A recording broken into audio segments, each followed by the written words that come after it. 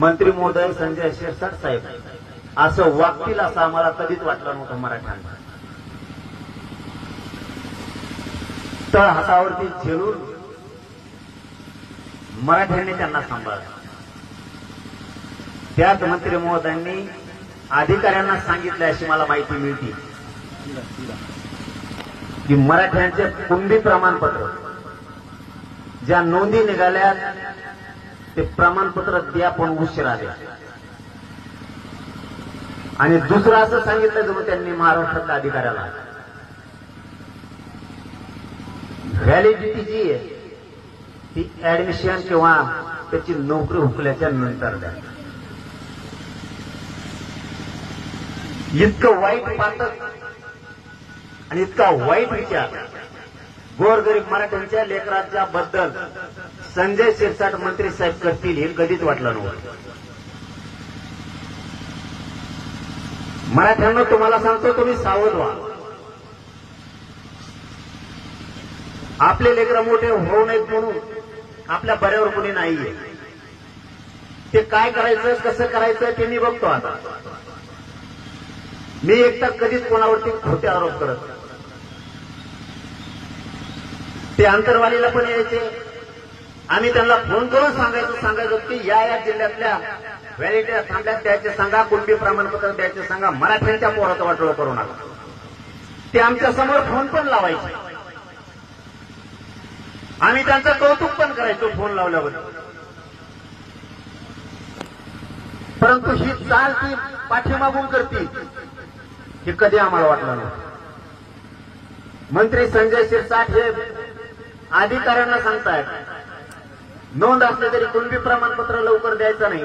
आणि कुणबी प्रमाणपत्र दिलं तर व्हॅलिडिटीचं मंत्रालय हे माझं आहे, सामाजिक न्याय मंत्रालय माझं आहे. अधिकाऱ्यांनी माझंच ऐकायचं. मराठ्यांना ऍडमिशन हुकल्याच्या नंतरच व्हॅलिडिटी द्यायची. इतका वाईट विचार त्यांचा असेल असं कधीच वाटलं नव्हतं. त्याचं कारण सांगतो. ज्यावेळेस ते अंतरवालीला आले त्यावेळेस आम्ही त्यांना हा विषय सांगितला होता.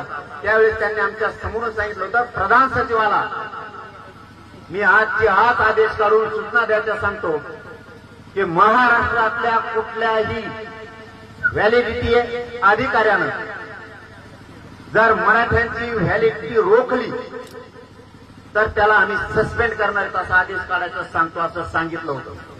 आजपर्यंत तो आदेश निघलेला नाही. याचाच अर्थ असा होतो की तुम्ही आम्हाला तोंडावरती गोड बोलता मतदानापुरतं आणि पाठीमागं तुम्ही अधिकाऱ्यांना सांगताय आपण व्हॅलिडिटी रोखू शकत नाही, पण 1-2 महिने फक्त लेट करा म्हणजे त्याचं ऍडमिशनचं त्याचं किंवा नोकरीला वाटोळ होईल. इतका वाईट विचार मंत्री संजय शिरसाटचा असेल असं कधीच वाटलं नव्हतं.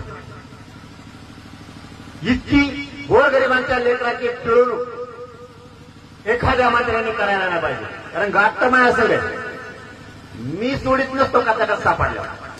माझ्या मराठ्यांचं वाटोळं जर व्हायला लागलं तर मी पळता भुईत कधी करणार. कारण ही साधी सोपी गोष्ट नाहीये. माझ्या समाजाला 70-75 वर्षापासून आरक्षण नव्हतं. आज आम्ही जीव जाळून मिळवलाय. आज गरीबाला आशा लागल्यात आता लेकरं अधिकारी होण्याचे.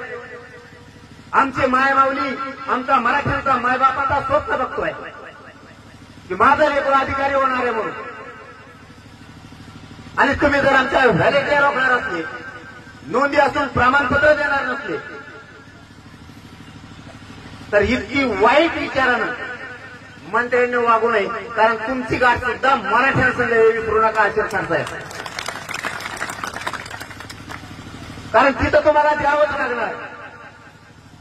कारण आमच्या नोंदी सापडल्या तिथं तर तुम्हाला सुट्टी नाहीच आहे. पण तुमचे विचार मराठ्यांना कळायला लागले. तुमचे समोरचे विचार कसे आणि पाठीमागचे विचार किती वाईट आहे हे मराठ्यांना कळायला लागलं. बरं झालं आता लवकर कळालं. तर हातावरच्या फोडाप्रमाणे मराठ्यांनी मंत्री संजय शिरसाट साहेबाला सांभाळलं. तेच मंत्री मराठ्यांच्या पोरांचं वाटोळं करायला निघाले. मराठ्यांना सुद्धा याच्यावर विचार करावा लागणार आहे. मराठ्यांना दुसरं काम सांगतो ते बघतो मी आता.